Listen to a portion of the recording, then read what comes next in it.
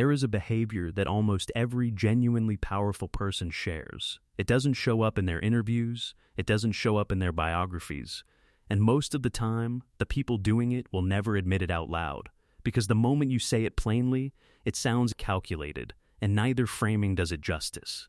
They give, constantly, quietly, without asking for anything back. To the outside observer, it looks like warmth, maybe generosity, maybe even weakness, the kind of soft behavior you'd expect from someone who hasn't yet learned how the world really works. It isn't a weakness. It's one of the most misunderstood forms of leverage in the modern world, and once you see it, you can't unsee it. And the reason most people never develop it isn't that they're selfish. It's that they fundamentally misunderstand what it is, what it does, and why it works at all. The common belief is that powerful people became powerful first, and then started giving. The truth is closer to the opposite. Most of them were giving strategically, long before anyone knew their name. And the return on that behavior doesn't look like money. It looks like access, reputation, deal flow, opportunity. The kind of things money actually can't buy. Most ambitious people have been taught in a way. Track what you give. Measure what you get.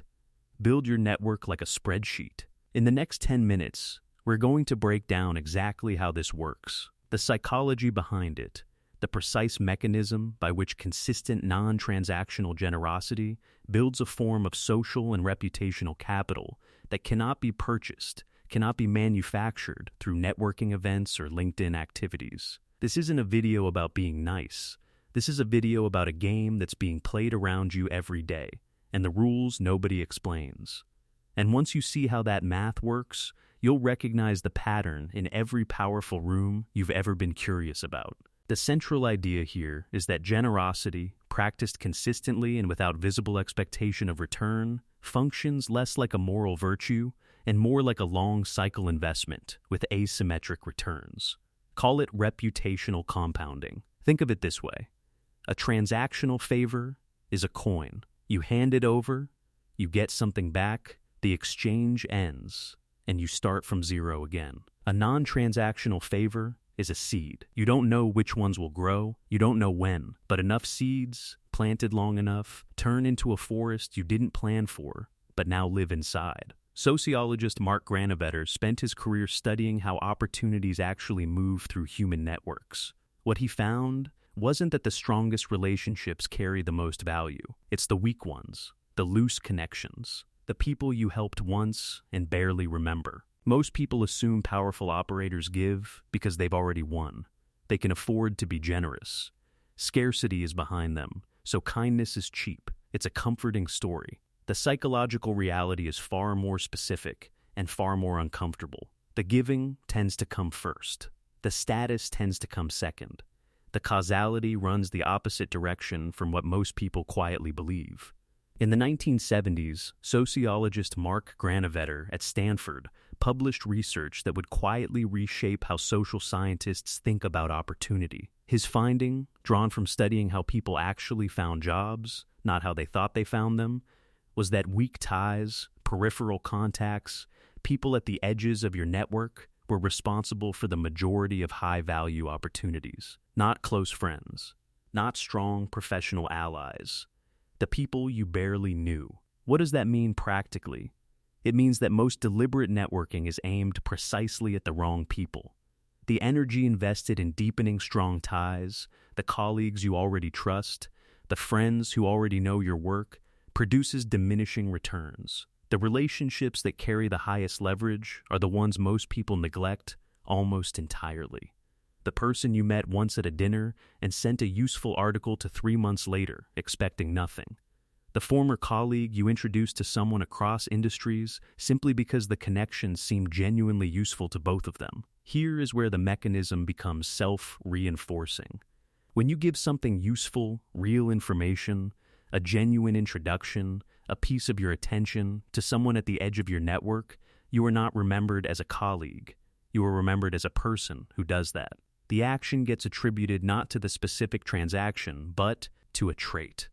That is a subtle but profound shift. Traits are stickier than favors. A favor is a single data point. A trait is a pattern. And patterns, once established in someone's mind, begin to behave like gravity, pulling stories, opportunities, and names toward you in moments you're not even present for. Over years, the pattern stops feeling like a strategy. It starts feeling like a personality. That is not a soft benefit. That is infrastructure. That's what this looks like from the outside. What almost no one addresses is what it does to the person doing it, and why the psychology of it matters just as much as the mechanics. Here is the paradox that nobody talks about. The people who are most deliberate about building strong transactional networks, the ones most focused on tracking relationships as assets, on return and reciprocity, are often the ones who feel the most isolated inside those networks. And that isolation has specific consequences that show up not in their social lives, but in their judgment. Consider someone like this, a senior operator in their late 30s, technically excellent, well connected by any measurable standard. They built their network strategically, maintained it efficiently, and can name, within seconds, who in their contacts could solve almost any professional problem they face. By external metrics, they are doing everything right.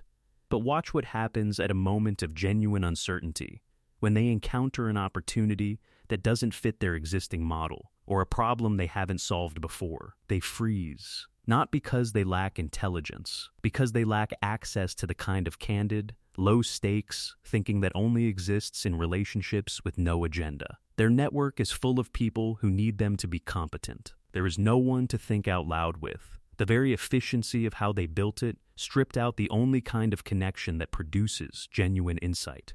Research consistently shows that people in dense, reciprocal professional networks demonstrate lower rates of genuine innovation over time, not because they're less capable, because the network creates a shared filter, a ceiling of common assumptions nobody questions, because everyone has too much to lose. The intensity of the discomfort you feel when someone asks you for something and your first instinct is to calculate the return, that is not selfishness. That is data, precise data, about the model you've been using and what it has been costing you in ways that don't show up in any metric you've been watching. Here is what almost every conversation about networking and social capital misses entirely. Most conversations about generosity and influence treat giving as a means to an end. Give more, get more back. The reciprocity cycle, strategically activated, even the more sophisticated framing, build your reputation, invest in goodwill, still treats giving as an input in a transactional system. Here is what that framing misses entirely. The mechanism isn't primarily about what you receive from others. It is about what consistent, non-transactional giving does to the internal operating system of the person doing it. Every time you extend something genuinely useful to someone who cannot immediately return it, your nervous system records something. It files it as evidence.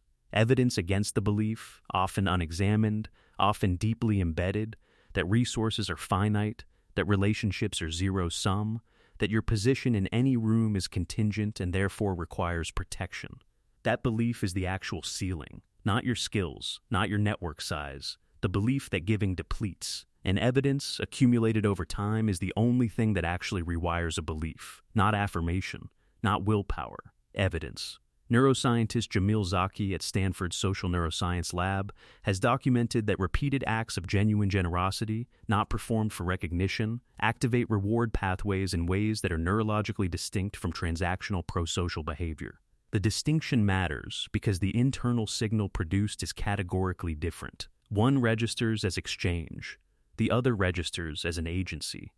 An agency, experienced consistently, recalibrates the baseline from which every subsequent decision is made. What becomes possible over time is not simply a larger or more powerful network. It is a different quality of perception.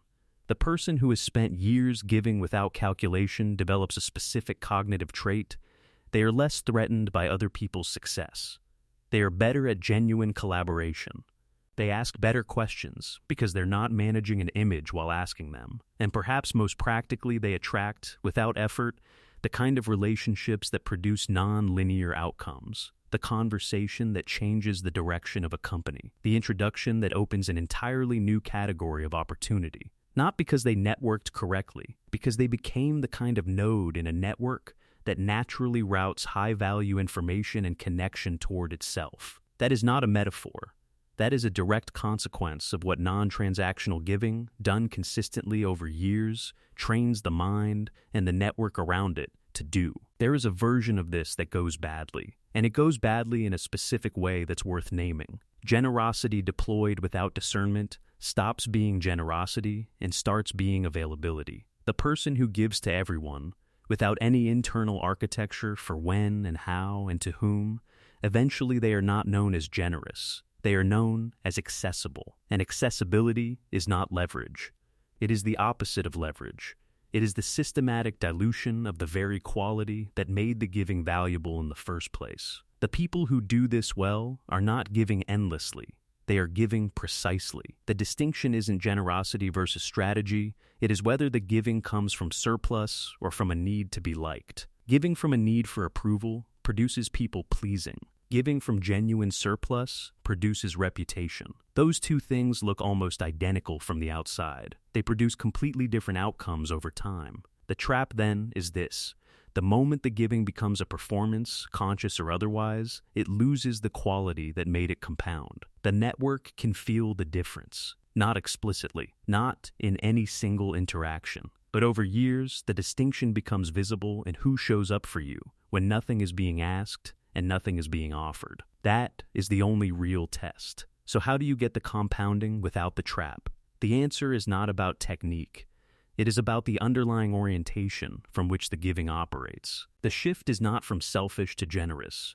That framing is too blunt to be useful. The shift is from scarcity-managed giving, where every act of generosity is quietly assessed for its return, to surplus-rooted giving, where the giving is an expression of a genuine belief that your position in the world is not threatened by helping someone else advance in theirs. That belief does not arrive through decision. It is built through repetition, which is exactly what makes the early years of this practice feel unrewarding to people who are measuring the wrong things. Here is how it actually operates in practice. The first application is what might be called the unrequested introduction. Not the introduction you make when someone asks you to, but the one you make because you genuinely think two people in your network would create something better together than they would apart. No ask attached. No follow-up required. That kind of introduction, made consistently over years, does something specific to your reputation. It signals that you operate from a model where the world expands when value is created, not redistributed. That signal, received enough times, changes how people think about you before they've even spoken to you. The second application is the answer you give that you didn't have to give. When someone asks a surface-level question, and you give them the deeper answer, the one that actually solves the problem beneath the problem, you are doing something that almost no one does in professional life. You are treating the other person's time and situation as if they matter as much as yours. That costs nothing. The return, over a long enough timeline, is disproportionate to a degree that is almost statistically inexplicable unless you understand the mechanism. The third is simpler than both. It is remembering what people told you and following up on it without being asked. Not as a system. Not as a CRM note you scheduled. As a genuine behavior that comes from actually paying attention. Consider someone who built a consulting practice largely through referrals over 12 years. No marketing. No cold outreach. At any given moment, a significant proportion of her new clients came from people she had helped years before, often in ways that had produced no immediate return. Several came from people she had never worked with directly at all. The referrals were coming from people she had simply been genuinely useful to, once, without any expectation. The compounding was not dramatic in any single year. Over 12 years, it became the entire architecture of her business. There was no transaction she could point to. There was a reputation she had built without ever consciously building it, because she had been too focused on actually being useful to spend time managing the perception of it. That is the core of the model. The reputation is the byproduct. Usefulness is the practice. The compounding happens in the gap between them, in the years when nothing visible seems to be accumulating. There's a behavior that almost every genuinely powerful person shares. Most people who observe it read it as warmth, or personality, or some fortunate accident of character. It is not an accident. It is a practice, one that compounds in the dark, in the years when no single act seems significant, in the relationships that don't look strategic because they aren't being managed as if they are. What those people understand that most others don't is that the world of opportunity is not a closed room with a limited number of seats. It is a network, and networks do not reward the people who extract most efficiently. They reward the people who expand the most consistently. The question worth sitting with: what would change if the people around you thought of your name the way they think of a resource, not because of what you have, but because of what you reliably produce for others without being asked?